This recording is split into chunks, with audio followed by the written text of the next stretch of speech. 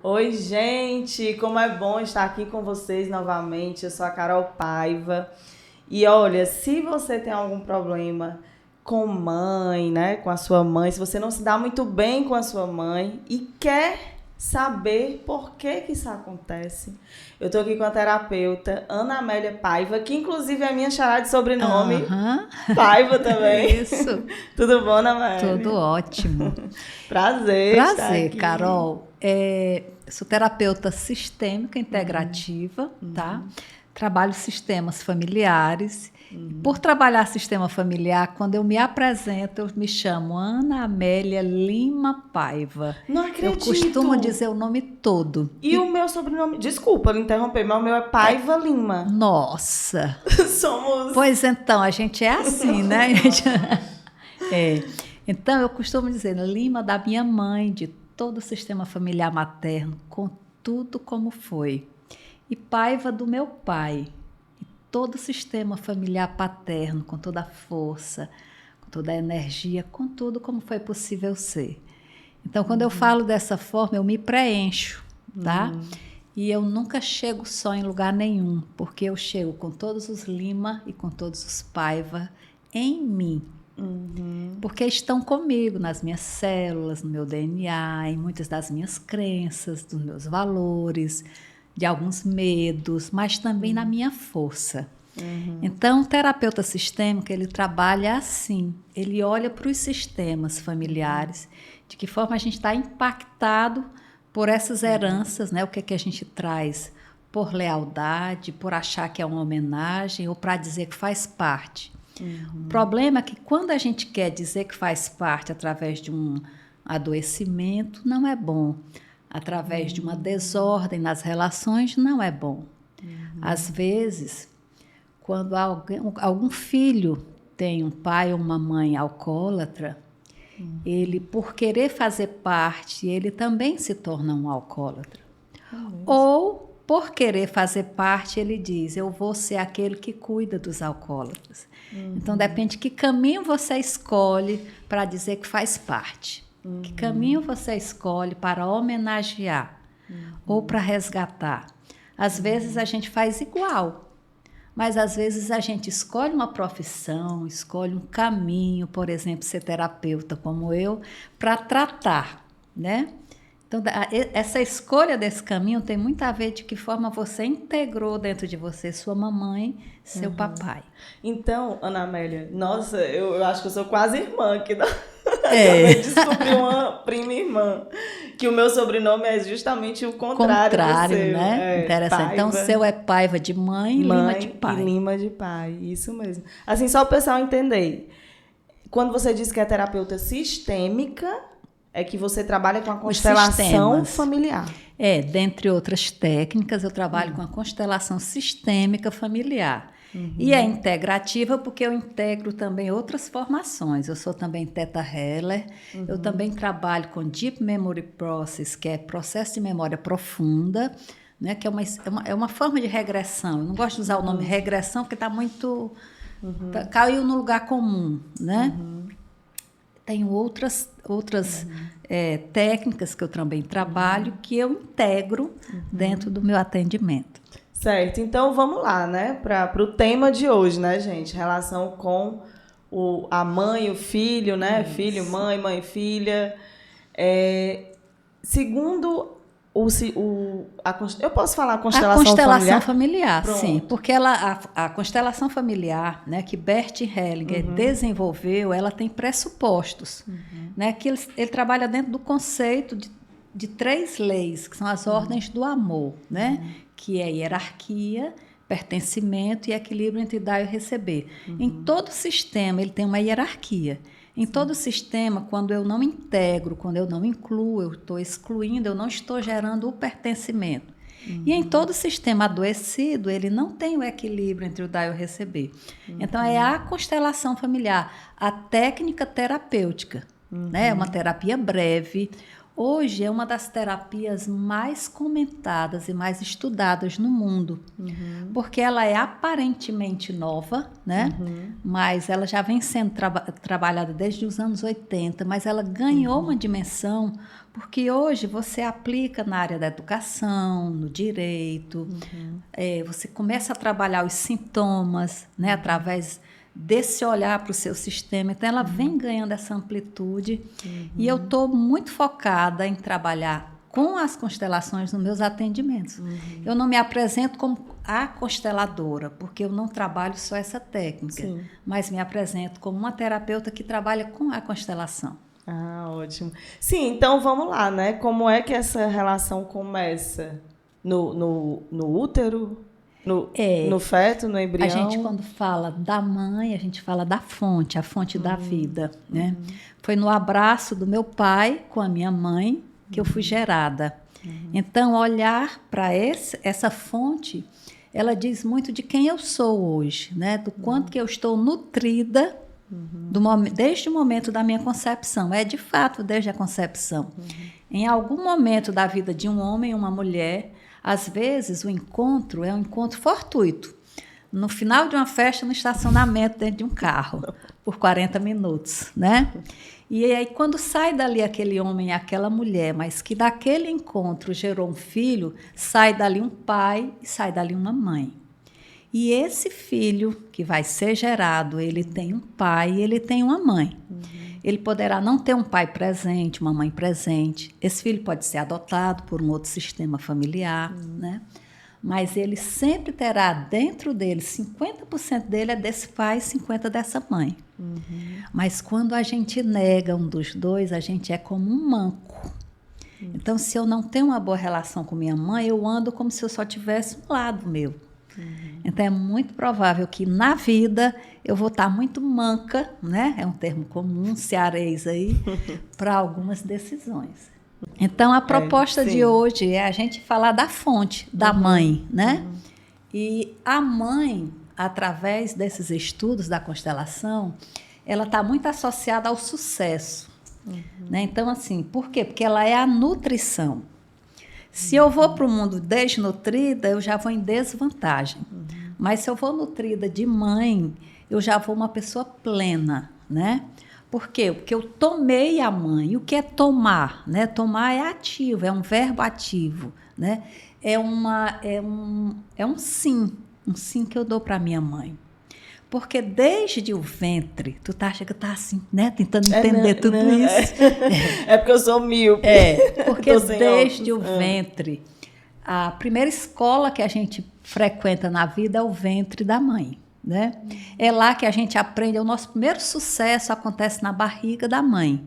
Porque é você dividir, sabe? Não é fácil dividir espaços, porque a gente é muito ensimesmado. Mas ali dentro eu estou dividindo o espaço da barriga da minha mãe e eu tenho que me caber ali dentro, né? E quando eu nasço, ela também me ensina a ter uma segunda atitude positiva na vida, que é, para eu falar, eu choro. Qual é a comunicação de um bebê com a mãe? Ele se comunica. Quando ele quer falar, ele grita, ele chora.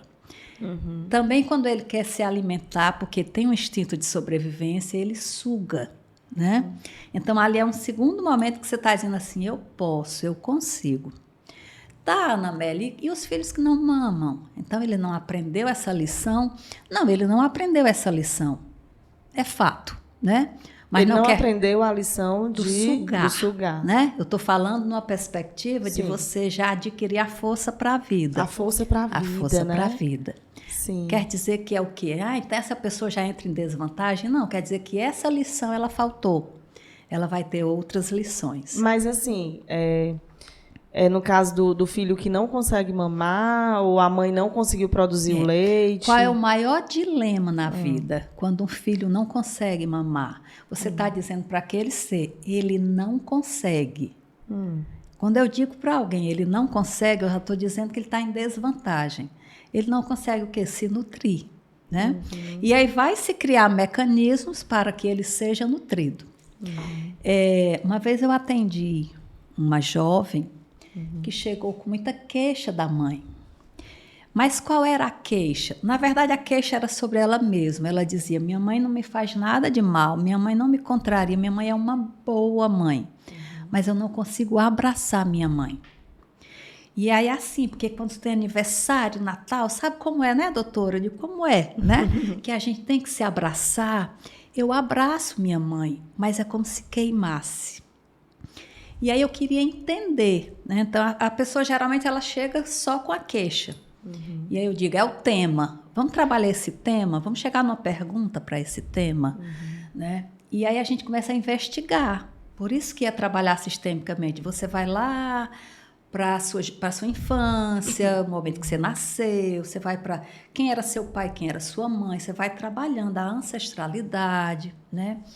E aí, dentro da história que essa jovem trouxe, ela conta que a mãe era uma mãe jovem, não tinha experiência, ela foi a primeira filha e no primeiro banho, a mãe, sem querer, soltou o bebê, soltou ela, né?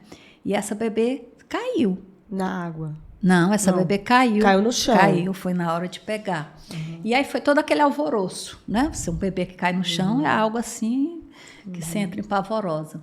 Mas deu tudo certo, essa criança estava lá, era a jovem que estava na minha frente.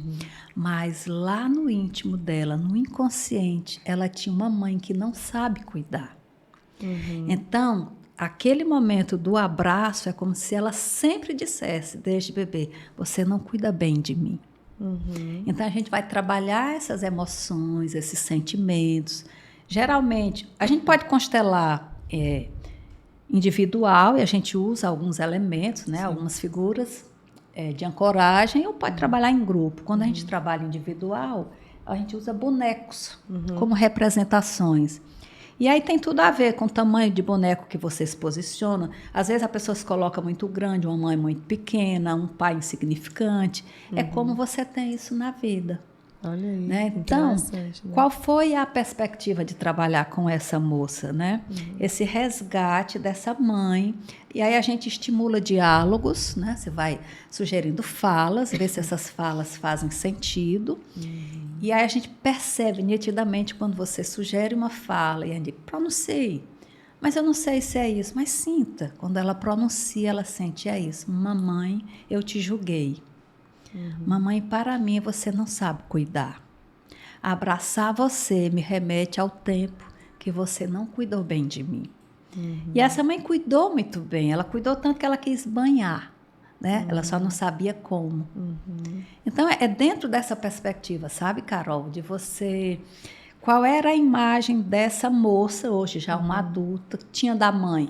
Uma mãe que não nutriu bem. Nutrir não só tem a ver com o peito, mas é uma mãe que não cuida. Né? Mas aí foi a perspectiva dela, né? Isso. Foi como ela recebeu isso. Isso.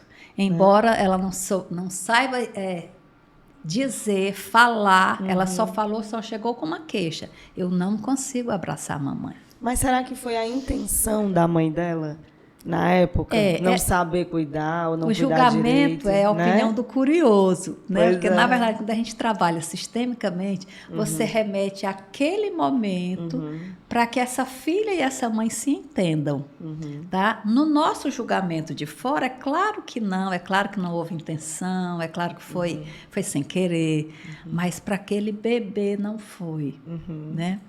E aí, vou dar outro exemplo. Geralmente, as mães tarefeiras têm muitos filhos com queixas. O que é uma mãe tarefeira? Uma mãe de muitas tarefas.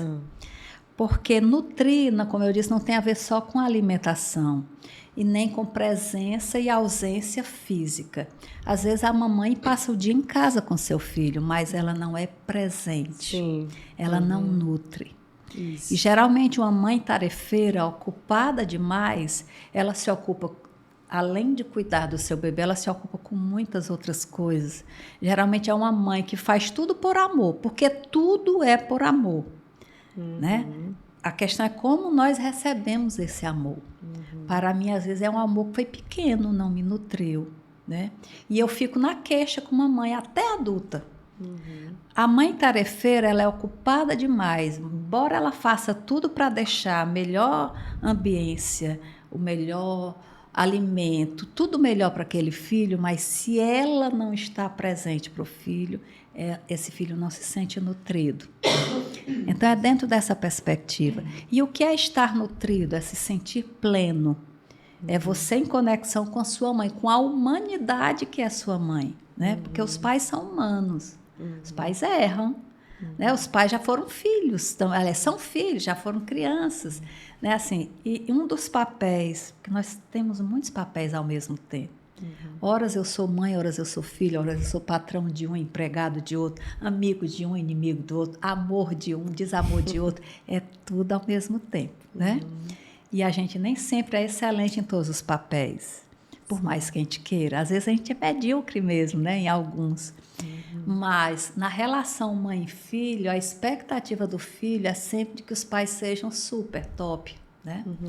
E aí ele esquece que ele tem um humano que está tentando, dentro dos papéis que vivencia, o papel de pai ou de mãe, fazer da melhor forma. Então é muito difícil, né? Eu não sou mãe ainda, não sei se você é, né? Sou. É muito difícil, né, Ana Amélia? O que é difícil? A maternidade, ser mãe, nutrir, pois tudo por amor. Mas né? assim, às vezes a mãe faz algo que não era a intenção, mas aquele bebê, aquele feto recebeu de outra forma aquela informação, né? A forma como a gente recebe o amor e internaliza esse amor é a forma como a gente está nutrido. Por isso que algumas pessoas se chateiam quando tem algumas frases assim, né, de terapeutas que quando postam, o sucesso tem a cara da mãe. E eu vejo pessoas que se chateiam com isso, né? Porque subentende que você tem uma relação muito próxima com sua mãe. O sucesso realmente é a cara da mãe. Porque assim, a gente entende, a mãe nutre, a mãe não é só a que pare, né? Ela não fez sozinha. Então, assim, ali é meio a meio, uma sociedade, né? Mas a mãe é a que nutre. E aí, em certo momento da vida, essa mãe entrega esse filho para o pai, essa filha para o pai, e o pai apresenta o mundo. Então, geralmente, na ausência de um pai, a criança também tem muita dificuldade de ir para a vida. E eu vejo algumas mães que se intitulam, está chegando aí o mês de maio, algumas mães dizem assim, eu sou pai. Pai, né? E fala com orgulho. E eu costumo corrigir assim imediatamente. Não existe pai, existe mãe. Porque se você diz para o seu filho que ele só tem mãe, você está dizendo que metade dele não existe. Ele nega, né? Você está dizendo que metade dele é podre. E ir para a vida com as duas metades já não é fácil, imagina você tendo um lado podre. Mas ele foi embora, ele isso, ele aquilo. Quem foi embora foi o indivíduo. O pai dentro de você não foi, porque você é composto desse pai e dessa mãe. A genética está aqui, o sangue está aqui, as células estão aqui. Então, isso não vai embora, né? Sim, perfeito. Sim, e vamos lá, né? Você já falou dessa relação que começa lá, né? No ventre. Lá no ventre. E aí, quais são as dificuldades que essas pessoas que têm dificuldade com a mãe vão enfrentar na vida? Posso botar o óculos? Pode ficar à vontade. Que é natural aqui, né? Natural que a gente não enxerga tão bem. Eu trouxe algumas informações, né? Porque diz assim, e quando acontece o movimento interrompido, quando esse bebê, esse adulto, já não é mais nem um bebê, esse adulto até hoje tem queixa. Da mãe. O tema do nosso... que ela fez, pronto, uma pergunta mas do que geralmente ela fez no não passado. é do que ela fez, não tem uma causa. Não tem uma Você causa? nem sabe dizer uma causa. Eu não consigo me dar bem com mamãe. Quantas vezes eu escuto isso? E o que houve? Eu nem sei o que houve. Eu não consigo confiar em mamãe. Tem muito isso também. Eu não consigo me abrir para a mamãe, né? Qualquer fala dessa é um movimento interrompido. Em algum momento dessa relação, que é uma relação muito íntima, ela é tão íntima que eu divido o meu corpo com esse ser. Ela é tão íntima que, se eu posso, eu até alimento de mim mesmo. Come do que eu como, de alguma forma. Então, é uma simbiose, né? Mas, vou te dar outro exemplo rápido para você entender. Na minha gravidez, eu gosto muito de música. Então, eu escutava muito Zizi Posse.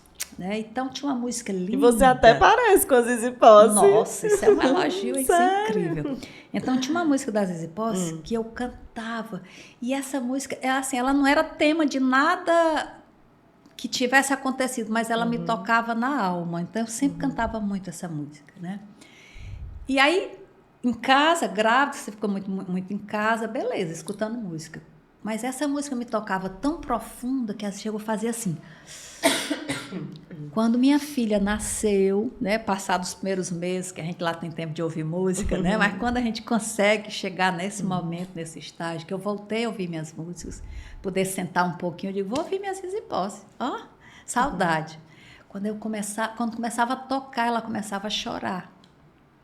Tua filha? Minha filha. Depois Aí a primeira vez eu não entendi, a segunda eu não entendi, nem pensei, bebê não ainda, associei. Né? Recém-nascido. Recém-nascida. Né? E aí eu digo, vai, mas de novo, o choro. Aí foi lá para a terceira, quarta vez, eu fui entender que estava associada à música.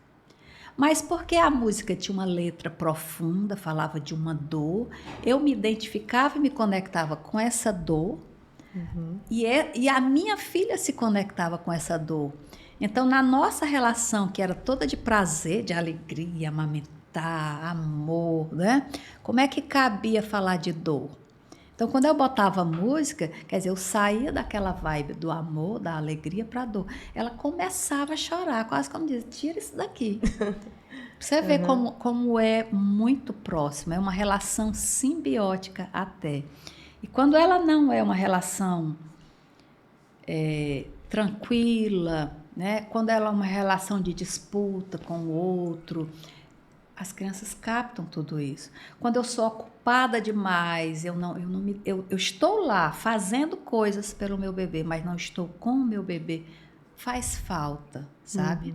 Então, assim, tem várias outras perspectivas, né? Eu só estou trazendo algumas. E aí, vou botar o óculos de novo, dizer assim, quando acontece esse movimento interrompido, né, com a mãe, é como se fosse a dor de uma separação.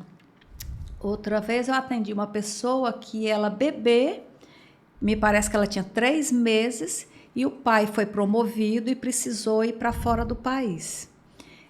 Essa mãe, a princípio, foi só para ajudá-la a levar, chegar lá, arrumar o lugar que ele ia ficar. Essa mãe ficou fora dias. Esse bebê, que é um homem adulto até hoje, ele tem uma sensação de abandono. E ele nunca soube entender. Aí quando você começa a puxar, mas o que houve? Como é que era a relação? O que você lembra? Sua mãe era presente? Sua mãe era ausente? Sua mãe trabalhava fora? Não, mas né? Só rapidinho, porque eu me perdi aqui. A mãe acompanhou o pai. O pai, momentaneamente, por dias, com os avós. Os avós. E né? Só por conta disso... Esse jovem adulto já, ele tem uma sensação de abandono que ele não sabe explicar. Você já foi abandonado? Não, sempre morei com papai e mamãe. Papai sempre... Aí você começa a investigar, é uma investigação.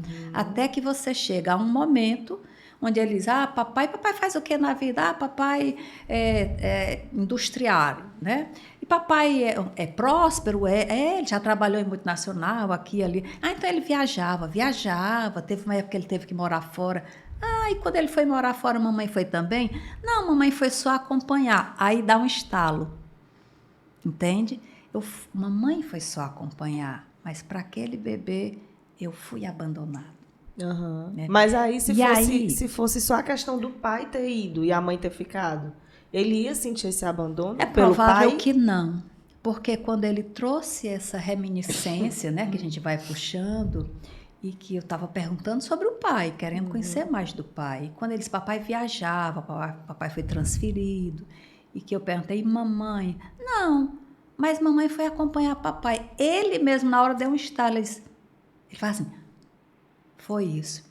Então, o que acontece quando você tem a sensação de abandono? Quando esse bebê tem a sensação de ser negado, de ser negligenciado, ele nega essa relação. É igual a gente, como adulto. Fulano não olhou para mim, eu também não olho, né? Fulano não gosta de mim, eu vou fazer tudo para não gostar. E aí eu trouxe aqui, ele renuncia a essa mãe, ele renuncia a esse amor, ele escolhe ficar sozinho, eu permaneço distante dela, eu me separo dela, eu a rejeito internamente. Eu fecho-me a ela e a esse amor. E aí você passa uma vida inteira indo para a vida com dificuldade no campo das relações. Porque se a sua primeira escola é com uma mãe e esse amor foi um amor interrompido, digamos que eu aprendi muito pouco sobre o amor. O amor que confia, o amor que entrega, que se entrega, o amor que não tem medo de ser abandonado. Então, pegando esse exemplo, esse adulto, ele tinha medo de ser abandonado, porque o maior amor da vida dele o abandonou. Mesmo que é um bebê, estão falando de bebê. Essa mãe foi bem ali e voltou. Para ele não é bem ali e voltou. Eu olhei para o lado, chorei, cadê mamãe? Olha aí. Tem vários aspectos para a gente abordar isso aí, né? E aí ele tem dificuldade de relacionamentos Sim, mais amorosos? tarde, esse adulto, quando ele vai se relacionar, ele tem dificuldade de se entregar. Porque se entregar ao amor corre o risco de ser abandonado, de ser rejeitado, né? E aí a gente vai fazer todo o processo com esse adulto. Por isso que é importante, quando eu digo integrativa, eu integro também algumas técnicas do Deep Memory, porque a gente faz uma espécie de reencontro com aquele momento, né? Eu não chamo de regressão, porque aí eu estou usando uma técnica dentro da outra, mas eu uso alguns elementos onde esse ser, ele vai até aquele momento e ele diz, mamãe, você me abandonou. Foi assim que eu me senti. Né? E aí a gente coloca as falas até achar a fala que faz sentido, a fala que toca na alma, a fala que reconcilia. E aí é de cada um, não tem uma fórmula. Olha só, né? Às vezes uma saidinha da mãe já... São as falas sistêmicas que a gente diz. As falas é aquela frase que ela resolve. Às vezes é um sinto muito, eu sinto muito. É uma frase bem curtinha, mas que ela resolve muita coisa. Mas como? A pessoa fala... Se eu tenho uma queixa com mamãe, né? E eu não sei nem porquê. Minha mãe me trata tão bem, cuida de mim, faz a minha comida, blá, blá, mas eu não consigo ser próxima à mamãe, né?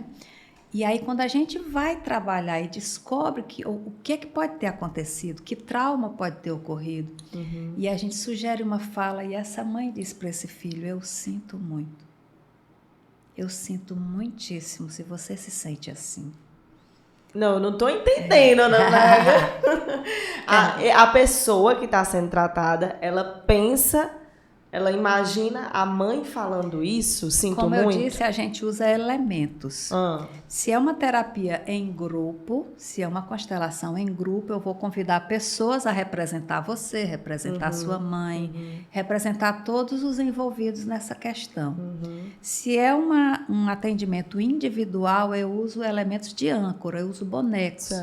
Então, eu uso um boneco que representa a mamãe, um boneco que representa você. Por exemplo, a gente está usando um exemplo bem simplista, né? Mas se a queixa é essa, é muito bom que as partes envolvidas estejam ali e gerem falas. E essa mãe, em algum momento, esse boneco representando, né? Ela pode dizer, eu sinto muitíssimo. Né? Como uma forma de desculpa. É porque a gente não usa me perdoe.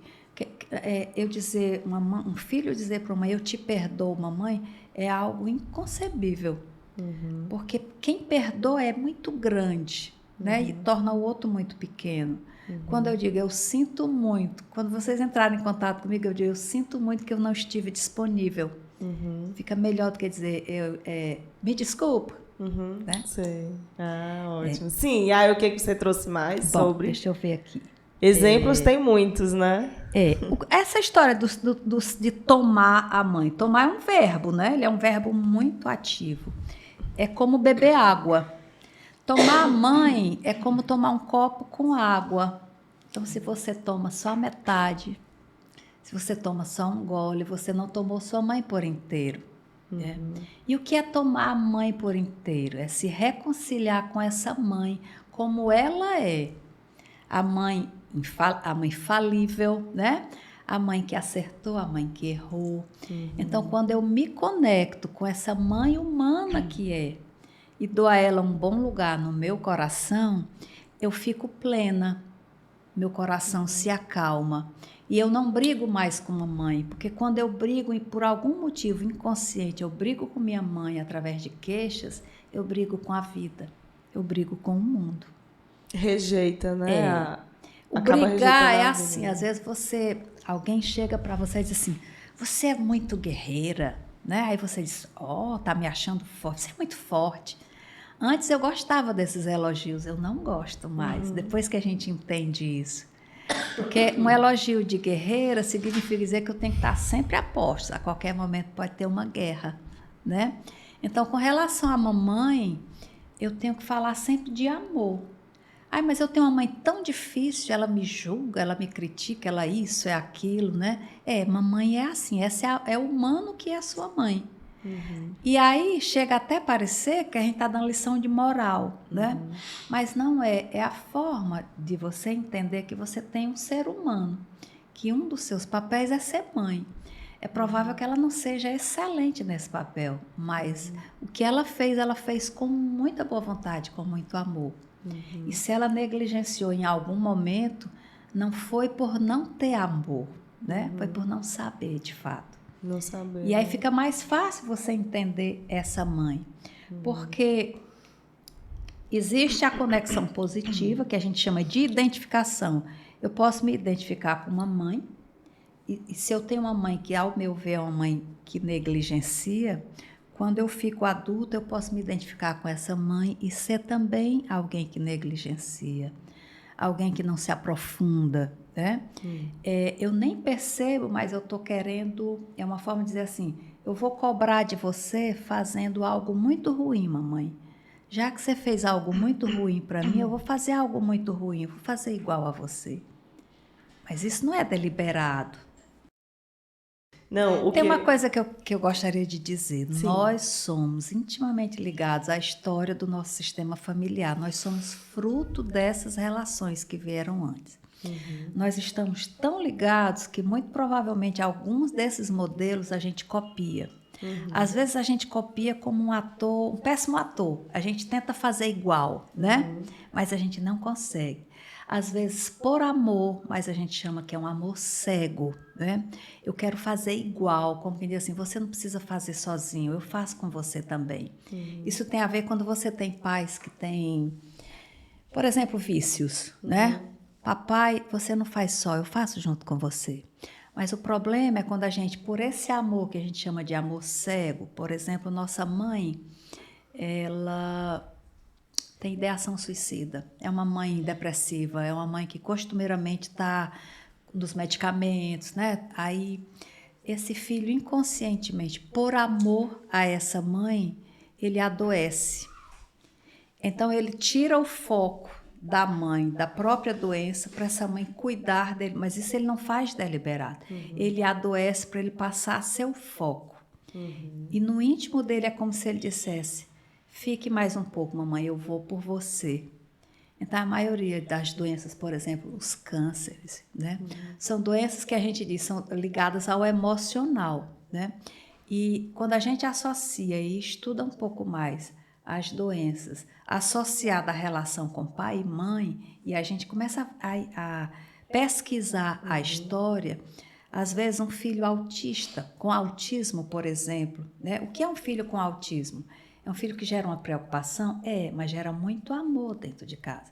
Mas sempre aquela atenção de que ele pode surtar, de que ele pode não corresponder ao que a sociedade espera dele. Então, o foco se volta todo para essa criança. Essa mãe, essa possível mãe que tinha problemas, que tinha depressão, que tinha ideações suicidas, ela diminui um pouco o foco da própria dor para cuidar desta dor desse filho. Mas por que ter um filho desse modelo? Por que esse filho desenvolveu tal enfermidade, né? Que no autismo não é enfermidade, estou falando já de outra possibilidade, né? É como se dissesse assim: eu vou por você, fique, mamãe, eu vou por você, eu adoeço por você. Então tem muitas formas. Toma as dores, né? Pronto, numa linguagem como se dissesse: eu tomo a dor por você. Por né? exemplo, sobrepeso. A mãe, Eu queria muito, né, na verdade, Ana Amélia, que tu falasse da relação da mãe com a filha, que é uma relação... A filha é mulher, porque eu A falo da mulher, mãe, né? filho, dos filhos em Porque geral. eu não sei se é impressão minha, né? Mas eu acho que sempre a mãe se dá melhor com o filho homem e o pai com a filha mulher. E entre duas mulheres, ou pode ser muito amigas não, né? Tem que ser mãe e filha, mas ou são muito próximas e cúmplices ali, ou são totalmente antagônicas, né? E como isso pode... Porque eu poderia te explicar isso através do campo da psicanálise também, né? Quando você diz assim, em geral, você está criando uma regra, né? Em geral, as filhas se dão mais com os pais e os filhos com as mães. Mas não é uma regra clara, né? Se vê com muita facilidade, mas não é geral. Quando você fala de filho com relação à mãe e nutrição, independe de sexo. A gente sempre pensa que a filha mulher ela vai ter uma proximidade por ser igual, né? Sou feminina, ela é mulher, mas não necessariamente. Ou totalmente antagônicas. Pela questão de competição, que é mulher, algo do tipo, não sei. Vou usar um termo, colocação. Quando a gente trabalha com os bonecos e pede para alguém se coloca um representante para você. Aí ela coloca um representante para sua mãe, ela coloca de um lado. Coloca um representante para o seu pai, ela coloca do outro lado. Onde é que esse filho está? No meio da relação dos dois. Não é o melhor lugar que um filho deve estar. Nós somos a consequência da relação do pai e da mãe, que se tornaram pai e mãe, mas primeiro é um homem e uma mulher. Eu sou um apêndice dessa relação. Quando eu me coloco no meio, eu estou dizendo para minha mãe, eu sou melhor que você para papai. Entende? Isso é inconsciente. Mamãe, então, quando esse casal briga muito ou estão em conflito, ela diz assim, eu resolvo por você, eu resolvo aqui por você. Como se dissesse, fique aí, mamãe, né? Nesse caso, você está dizendo assim, é uma parceria, então elas não estão em conflito, mas estão. Porque quando eu me coloco entre meu pai e minha mãe, eu estou dizendo, mamãe, você não é o melhor para o papai sou eu. Isso já é um conflito. E aí essa filha, geralmente, ela quer chamar a atenção de papai. Se papai tem uma profissão, ela quer copiar essa profissão, ela quer fazer de tudo para que ao papai, ao falar de uma mulher em especial, ele não vai falar de mamãe, ele vai falar dela. Mas... Aí você me pergunta, e por que não com a mãe? Porque ela não quer imitar essa mãe, né? Porque entra a história da nutrição. Em algum momento houve uma rusga, houve um risco nessa relação. A gente vai trabalhar a relação, independente se é homem, se é mulher. Geralmente os filhos, quase sempre quando a gente vê os filhos gays, eles têm uma aproximação e uma amizade e um elo muito grande com as mães, né? E, em geral, uma queixa com o pai. Não é só porque ele não me aceitou, né? Para além, é fora do contexto moral, é para além. Esse ser humano, ele não tem internalizado nele a figura masculina. Então, ele se identifica com o que ele tem mais forte dentro dele, que é o que? A figura feminina. Se por acaso ele também julga, mesmo que de forma inconsciente, que a relação daquele homem com aquela mulher não é uma boa relação, porque esse pai, ele não é um bom marido, não é um bom companheiro, ele quer ser o melhor companheiro para a mãe. Então ele tenta se aproximar ao máximo dessa mãe, ao ponto de se tornar até parecido. Então, Ana Amélia, ela fez bem direitinho. Então, Ana Amélia, existe... Então, através da constelação familiar, eu posso, então, buscar uma cura? Existe cura para essa relação que está com probleminha, digamos assim? Precisa ser... Eu vou bem no cearês. Eita, a palavra cura é uma palavra que não cabe, né? Assim. Mas você que tem... algo que não consegue resolver com sua mãe, por exemplo, né? Eu falo com os pais, mas com sua mãe em especial. A constelação sistêmica familiar é um caminho de solução, porque nós vamos olhar juntas, né, para esse sistema, olhar para as pessoas envolvidas na questão, e chegarmos junto a algum ponto onde essa relação foi arranhada, né? Onde ela foi onde esse amor foi interrompido. Então, é uma terapia breve, costumeiramente a gente trabalha por cada tema uma sessão. Por quê? Porque a gente é focal, né? Então, nós trabalhamos olhando para o conteúdo que se traz e vamos investigar esse conteúdo.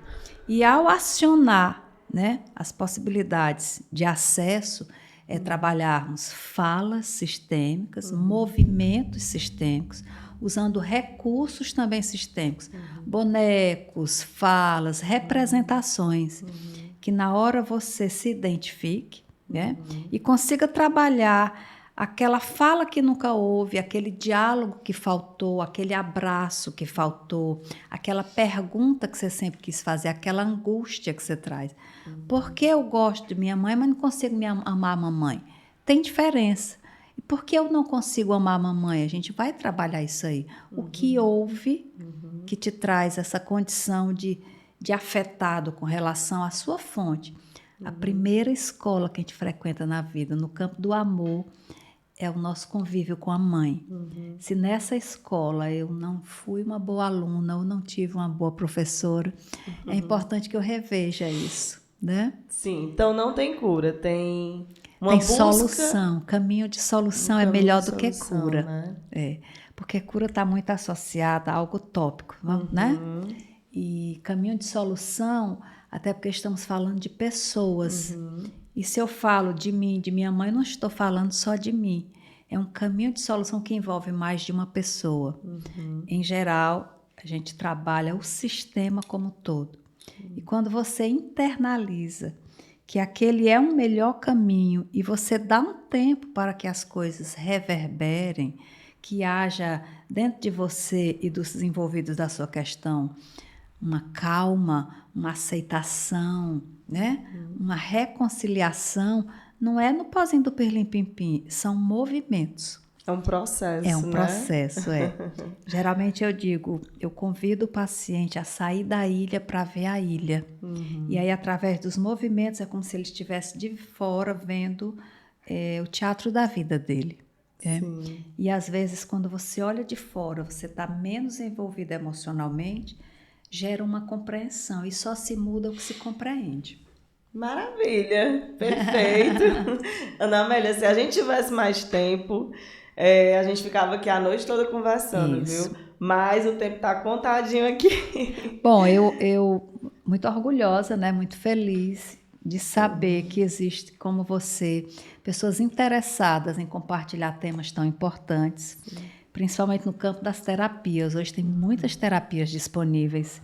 E é importante você encontrar qual é a terapia que te acessa, né? Então, me coloco à disposição para a gente trabalhar outros aspectos da constelação, onde ela pode ser a terapia eficaz para a sua questão. Tá bom? E fala um pouquinho dos teus atendimentos, Pronto. Instagram. Eu atendo presencialmente numa clínica, né?